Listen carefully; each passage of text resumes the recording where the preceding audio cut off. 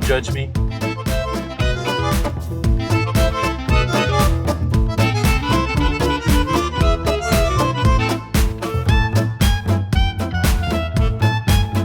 So it's day number 2 in Shanghai. And let's set the scene. Shanghai is hot. It's hotter than a $3 Rolex sold off the back of a Pakistani truck in the summertime. So basically, if you can find something cool to do, preferably inside in the air conditioning, you do it. I'm gonna start my day out with some traditional Shanghaiese noodles. Here's what I like about this place. Simple, good eats, no frills, served on minimalistic kung fu benches and tables, and slurping is definitely encouraged. That right there was worth it. Although it was 40 degrees out, that's 140 degrees Fahrenheit. So it's very possible there could have been some hobbits throwing rings out on the pavement. And here's the caveat. When you're traveling, unless you have more money than Justin Timberlake and can bring sexy back, or more time than Methuselah, you'll never see all the sights, shows, scenes, attractions, or possibly random hobos fighting for pocket change that any particular city can offer. Curiously, bum fighting was not listed as an attraction on TripAdvisor. Okay, breakfast down the drain, and we're gonna find something else cool. I hear there's a pretty cool museum in Shanghai, so let's go check it out. That being said, you shouldn't feel bad if you miss something a city has to offer, because you'll never see it all anyway. Bottom line it, if you miss something, you suck it up and you move on. And that's okay. Today, our objective was the Shanghai Museum. Did I mention it's free?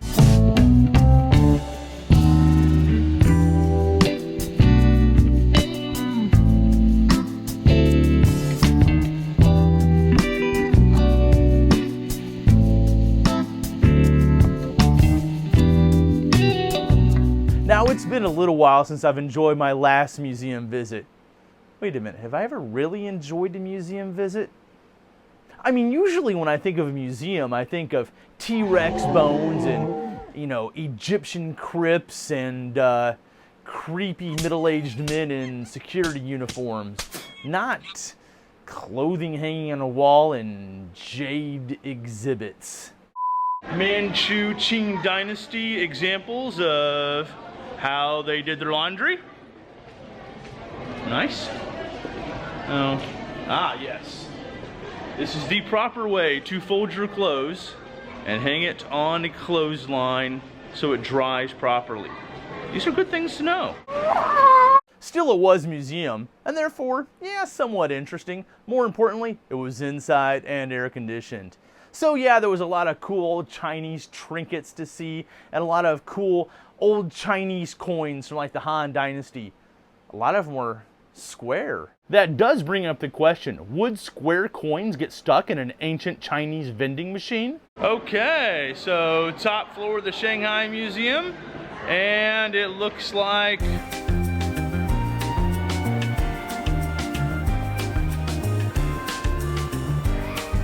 cosplay.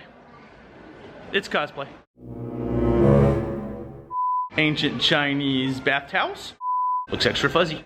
The ancient Chinese example of Where's Waldo. Ancient Chinese girdle. Gotta keep that figure, ladies. He looks kind of fierce. I'd hand him my wallet in a dark alley. Does that horse have a mustache? An ancient Chinese barca lounger. I guess technically all horses do have a mustache. Yeah, maybe not. Either way, this museum could only hold my interest for so long. And about after an hour, I was ready to pull the ripcord and eject. So I made my way back outside into the hot Shanghai sun. Fed the pigeons for a little while, and then I thought, let's see what else the city can offer us.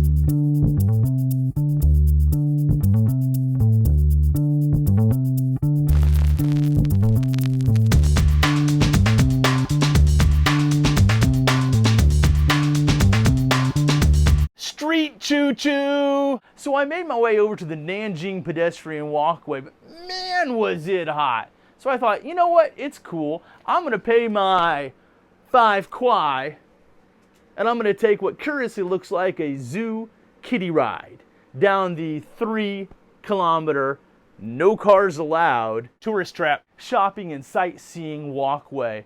And here's the rub. Well, I guess I can appreciate a no cars allowed walkway where you don't have to worry about getting run over by a random taxi cab or a Zamboni. The fact is, this street is riddled with overpriced restaurants, art houses galore, and of course, the occasional tea scam girl waiting around any corner. And it pretty much marks this area as, yeah, you guessed it, tourist trap. So my day was wrapping to a close, and without much else to do, I decided to go and find a nice cup of coffee before dinner. Yeah, I know, you're supposed to have coffee after dinner, but you know what? I just want to sit down, and yes, air conditioning. I love these modern chairs. They look really cool. They're almost impossible to get comfortable in.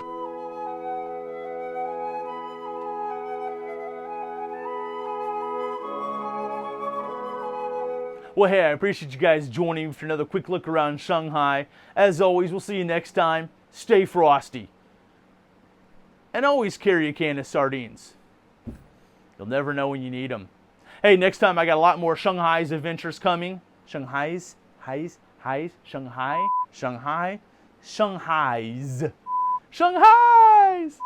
got a lot more Shanghai adventures coming. Next time, Tianzifeng.